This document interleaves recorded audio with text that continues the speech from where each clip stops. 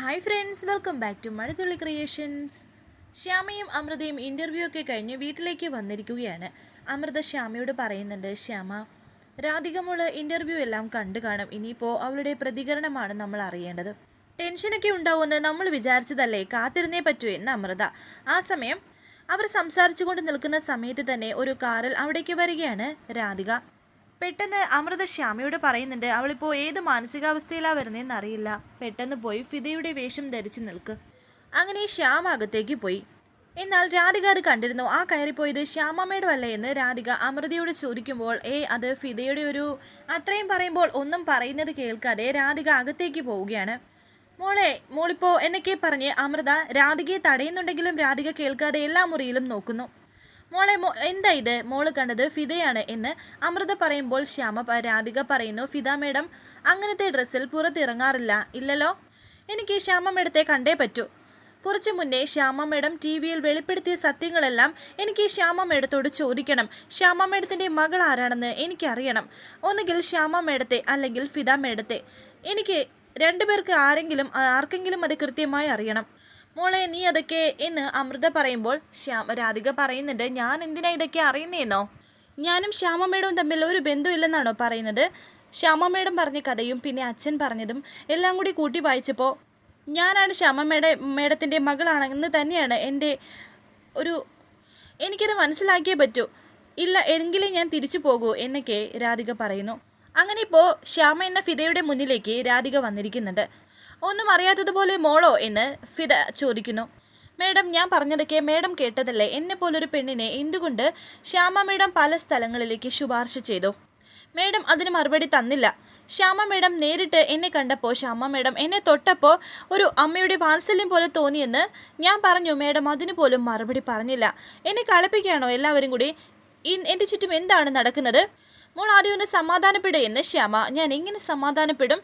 ഇത്രയും കാലം ഞാൻ അമ്മയും അച്ഛനും ഇല്ലാത്തവളായിരുന്നു. ആറ്റുവശ്ശേരി ദേവനാരായണൻ തിരുമേനിയുടെ വളർത്തു മകളായിരുന്നു. പക്ഷേ ഒരൊറ്റ നിമിഷം കൊണ്ട് അത് തകർത്തെറിഞ്ഞ് പോയില്ലേ? ശ്യാമ മേഡത്തെ വിളിക്ക്. ശ്യാമ മേഡത്തിനോട് മേഡത്തിന് സംസാരിക്കാൻ ബുദ്ധിമുട്ടാണെങ്കിൽ ഞാൻ വിളിക്കാം. ഇന്ന് ശ്യാമ മേഡം വിളിച്ച് പറഞ്ഞത് സത്യമാണെങ്കിൽ അങ്ങനെ ഞാൻ കൊട്ടവഞ്ചിയിൽ ഒഴുക്കിക്കളഞ്ഞ കുഞ്ഞ് ഞാനാണെങ്കിൽ വീണ്ടും വീണ്ടും എന്തിനെന്നോട് ഈ ചതി ചെയ്യുന്നതെന്ന് എനിക്ക് ചോദിക്കണം. ഇപ്പോഴും എൻ്റെ മുന്നിൽ വന്ന് നിൽക്കാൻ ചങ്കൂറ്റമില്ലാത്തത് എന്തുകൊണ്ടാണെന്ന് എനിക്കറിയണം. മേഡത്തിന് വയ്യെങ്കിൽ വേണ്ട, ഞാൻ പോകും. ഏത് ആൾക്കൂട്ടത്തിൻ്റെ മുന്നിലായാലും ശരി. ശ്യാമ മേഡത്തിൻ്റെ മുഖത്ത് നോക്കി എനിക്ക് ചോദിക്കണം. എന്നിട്ട് എന്തിനാ ഇങ്ങനെയൊക്കെ ചെയ്തതെന്ന് എനിക്ക് അവരോട് ചോദിക്കണം. എന്നിട്ട് അവരുടെ മുഖത്ത് നോക്കി എനിക്ക് പറയണം എനിക്ക് അവരെ ഇഷ്ടമല്ലെന്ന്. ഇത്രയും കാലം അനാഥയാക്കിയ എൻ്റെ അമ്മയെ എനിക്ക് ജീവിതത്തിൽ ഒരിക്കലും വേണ്ടെന്ന്. വിളിക്ക്, ഇപ്പം തന്നെ വിളിക്ക്. ഒരു ജന്മം അമ്മയെ കാണാതിരുന്ന ഒരു പെണ്ണിൻ്റെ അപേക്ഷയാണ്. വിളിക്ക് മേഡം എന്ന് പറഞ്ഞ് വലിയ രീതിയിൽ തന്നെ ബഹളം ഉണ്ടാക്കുകയാണ് രാധിക. എന്നാൽ ശ്യാമയ്ക്ക് വിളിക്കാൻ സാധിക്കുന്നില്ല. കരയുകയാണ് ശ്യാമ. പെട്ടെന്ന് തന്നെ ശ്യാമ ബോധം കെട്ട് വീഴുകയാണ്. ഞാൻ കുറച്ച് വെള്ളം എടുത്തിട്ട് വരട്ടെ എന്ന് പറഞ്ഞ് അമൃത പോകുന്നുണ്ട്. ഫിദ മേഡം എന്ന് പറഞ്ഞ് രാധിക ശ്യാമയെ വിളിച്ചുണർത്താൻ ശ്രമിക്കുന്നുണ്ട്. അവിടെ ഇരുന്ന ഒരു ബുക്ക് കൊണ്ട് മുഖം നന്നായിട്ട് വീശി കൊടുക്കാൻ ശ്രമിക്കുന്നുണ്ട് രാധിക. രാധികയുടെ ഷോള് കൊണ്ട് ശ്യാമയുടെ നെറ്റിയൊക്കെ ഒപ്പിക്കൊടുക്കുന്നു. രാധിക ഇതുവരെയായിട്ടും ഫിദയുടെ മുഖം കണ്ടിട്ടില്ലായിരുന്നു. ഇപ്പോൾ രാധിക ആ പർദ്ദയുടെ മുഖംമൂടി മാറ്റി നോക്കുകയാണ്. അപ്പോൾ രാധികയ്ക്ക് കാര്യം മനസ്സിലായി, തൻ്റെ മുന്നിൽ ഉള്ളത് ശ്യാമ തന്നെയാണെന്ന്. പണ്ട് ആദ്യമായി രാധിക ശ്യാമയെ കണ്ട നിമിഷം ഓർക്കുന്നു. ആ കാഴ്ച കണ്ട് ഞെട്ടി നിൽക്കുകയാണ് രാധിക. ആദ്യമായി ശ്യാമയെ കണ്ടതും പിന്നെ ഫിദയായതും ഒക്കെ ഓർക്കുന്നുണ്ട്. ശ്യാമ രാധികയ്ക്ക് ഭക്ഷണം വാരിക്കൊടുത്തതും പിന്നെ അഖിലിൻ്റെ മുന്നിൽ കൊണ്ടുവന്നതും വരുണുമായി അവിടേക്ക് വന്നതും അങ്ങനെ എല്ലാ കാര്യങ്ങളും രാധിക ഓർക്കുന്നു. വെള്ളവുമായി അമൃത അവിടേക്ക് വന്നപ്പോൾ ശ്യാമയുടെ മുഖം കാണുകയാണ്. അമൃതയും ഇത് കണ്ട് ഞെട്ടി. ദേഷ്യത്തോടെ രാധിക അമൃതയെ നോക്കുന്നു. കുറച്ച് വെള്ളമെടുത്ത് ശ്യാമയുടെ മുഖത്ത് തളിക്കുകയാണ് അമൃത. അങ്ങനെ ഇപ്പോൾ എല്ലാ സത്യങ്ങളും രാധിക മനസ്സിലാക്കിയിരിക്കുകയാണ്.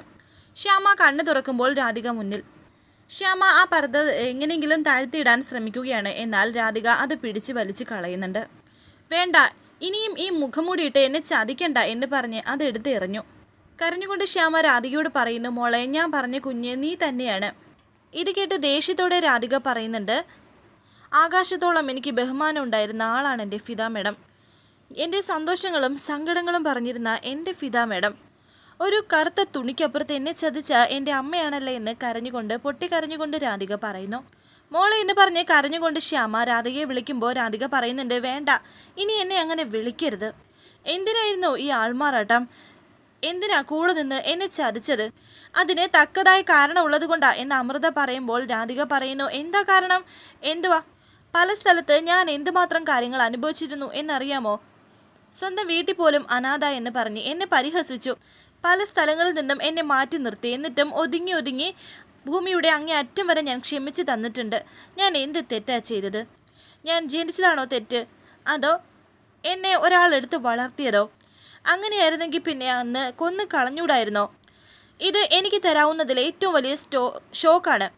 ഞാൻ സ്നേഹിച്ചിരുന്ന ഫിദ മേഡം, ഞാൻ ആരാധിച്ചിരുന്ന ശ്യാമ മേഡം, എല്ലാവരും ഒന്നിച്ച് ഇല്ലാണ്ടായ ഷോക്ക്. മതി, ഇനി അഭയം മതി. ഇതുവരെ എന്നെ കൊണ്ട് കളിച്ചതിനൊക്കെ നന്ദിയുണ്ട്. എന്നെ കൊന്നില്ലല്ലോ മഹാമനസ്കിയായ ശ്യാമ മേഡം. നന്ദിയുണ്ട് എന്നൊക്കെ രാധിക പറയുന്നു.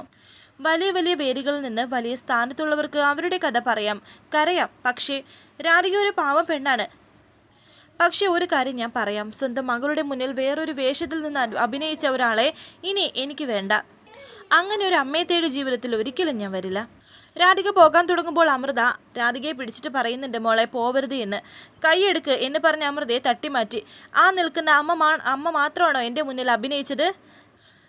അവരെത്രയും തെറ്റ് ചെയ്തോ അത്രയും തന്നെ അമൃത മേഡവും തെറ്റ് ചെയ്തിട്ടുണ്ട്. ഇതിൽ കൂടുതൽ എന്നെ കൊണ്ട് പറയിപ്പിക്കരുത്. അങ്ങനെ വലിയ ദേഷ്യത്തോടെ തന്നെ രാധിക അവിടെ നിന്ന് പോകുന്നു. പൊട്ടിക്കരഞ്ഞുകൊണ്ടിരിക്കുകയാണ് ശ്യാമയെ അമൃത സമാധാനിപ്പിക്കുന്നുണ്ട്. ശ്യാമ പറയുന്നു, ഇതിനപ്പുറത്തേക്കും ദൈവം ശ്യാമയെ വെച്ചിട്ടുണ്ടല്ലോ, മതിയായില്ലായിരിക്കും. ശ്യാമയെ പരീക്ഷിച്ച് മതിയായില്ലായിരിക്കും. വരാനിരിക്കുന്ന പുതുപുത്തൻ എപ്പിസോഡുമായി വീണ്ടും കാണാം. Thank you for watching. Please subscribe, like, share my channel.